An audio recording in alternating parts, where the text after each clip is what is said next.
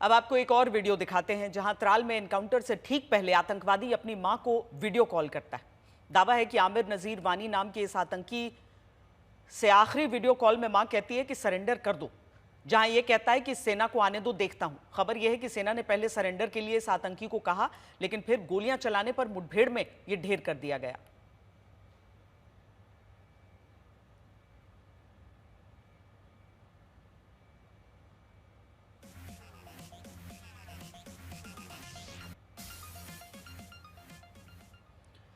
7 मई से 10 मई के बीच तुर्की से मिले पाकिस्तानी ड्रोन को नष्ट करने के बाद भारत ने अपने ड्रोन से बड़ा वार पाकिस्तान पर किया। अब देश के भीतर मौजूद आतंकियों को खत्म करने में ड्रोन बड़ा हथियार बन रहा है।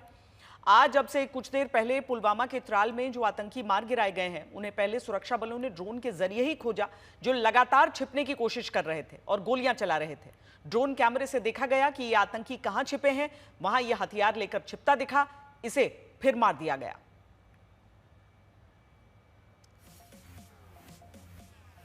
एनकाउंटर पुलवामा जिले के त्राल में हुआ। जो आतंकी आज मारे गए उनमें आसिफ अहमद शेख के अलावा आमिर नजीर वानी और यावर अहमद भट्ट भी शामिल है। ये तीनों पहलगाम हमले के बाद बनी 14 आतंकवादियों की हिट लिस्ट में शामिल थे। इससे पहले शोपियां जिले के केलर में 13 मई को सुरक्षा बलों के साथ एनकाउंटर में लश्कर तैयबा के 3 आतंकवादी मारे गए थे। शोपियां एनकाउंटर में शाहिद कुटे, अदनान सैफी और एहसास शेख मारा गया था। इन आतंकियों के साथ भारी मात्रा में हथियार बरामद हुए थे। शोपियां के बाद अब त्राल में 3 आतंकियों के एनकाउंटर को लेकर कश्मीर पुलिस ने कहा है कि आतंक के इकोसिस्टम को खत्म कर देंगे।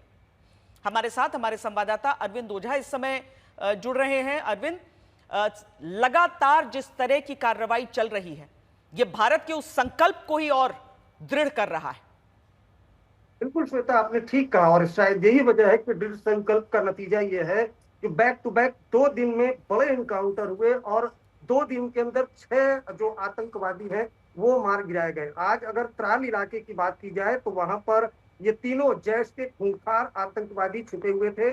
6 बजे से इनकाउंटर चल रहा था, तकरीबन 4 घंटे तक ताबड़तोड़ गोलियां चली हैं, जिसके बाद जो जैश के ये 3 आतंकवादी हैं वो मार गिराए गए। लेकिन एक वीडियो श्वेता, वो देश को देखना चाहिए कि कैसे बावजूद इसके कि ये आतंकवादी AK-47 के जैसे हथियारों से लैस होते हैं, इनको सरेंडर करने का मौका भी दिया जाता है। एक वीडियो भी है, आमिर नजीर वानी जो जैश का आतंकवादी है, वो अपनी माँ से बात करता है। माँ कहती है सरेंडर कर दो, लेकिन वो कहता है कि सेना आएगी तो देख लूंगा। उसके बाद सेना खैर आती है और उसको इसके अंजाम तक पहुंचाया जाता है। तो आज जैश के 3 आतंकवादी त्राल इलाके में मार गिराए गए हैं, जबकि कल शोपियां में जो लश्कर के 3 आतंकवादी थे वो मार गिराए गए हैं। तो 14 आतंकवादियों की जो लोकल टेररिस्ट है उनकी लिस्ट एजेंसी ने सेना को सौंपी थी, जिसमें 6 आतंकवादी मार गिराए गए हैं, जबकि जो 8 आतंकवादी हैं उनकी तलाश जारी है। अच्छा, ये जो आज इनकाउंटर हुआ इसमें ड्रोन की काफी मदद ली गई है, जिसकी तस्वीरें भी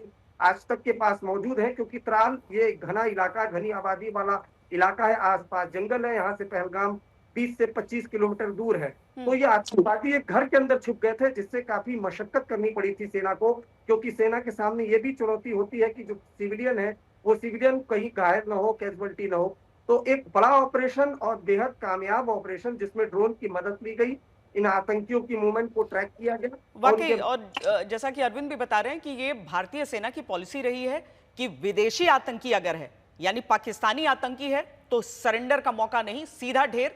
और अगर स्थानीय युवा है कोई, तो ये भारतीय सेना के प्रमुखों ने समय समय पर कहा है कि एक मौका रहता है कि सरेंडर कर लो, वरना अंजाम यही होता है।